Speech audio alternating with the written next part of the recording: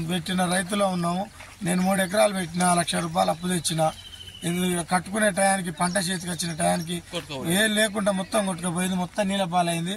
నడువుల వంటి వరదల మొత్తం మేము రైతులను చూసుకుంటూ అక్కడ ఏడ్చుకుంటూ ఉన్నాం. కానీ కనీసం ఏం చేసుకొని మా పంట నాపుకోలేని పరిస్థితిలో ఉంది.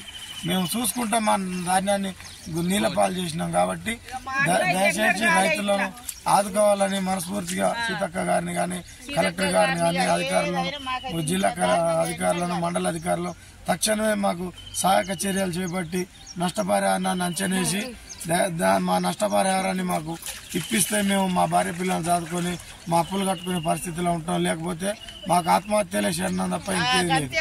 దయచేసి మమ్మల్ని ఆదుకోవాలని మేము మనస్ఫూర్తిగా జిల్లా యంత్రాంగాన్ని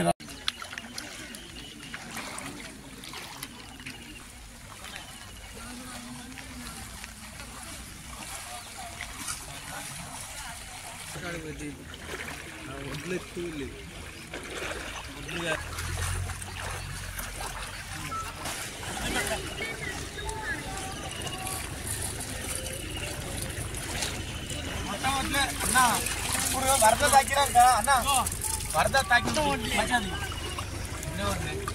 అన్న మా రైతుల పరిస్థితి ఇది. ఇంత మోకాళ్ళ వంటి వరదల కొట్టుకుపోతున్నాయి. కనీసం వీటికి సెక్యూరిటీ లేకుండా పోయింది. ఇంత దారుణంగా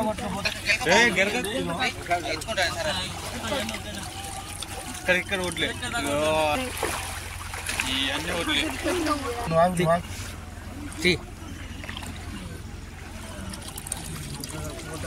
ఇది మా రైతుల పరిస్థితి.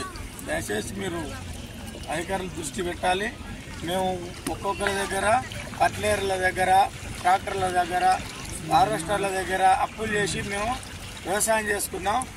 ఇంత వంటి వరదల ఈ రకంగా వడ్లు కొట్టుకోబోతున్నాయి. మా దిక్కు కనీసం మేము అప్పులు కట్టుకునే పరిస్థితి లేదు.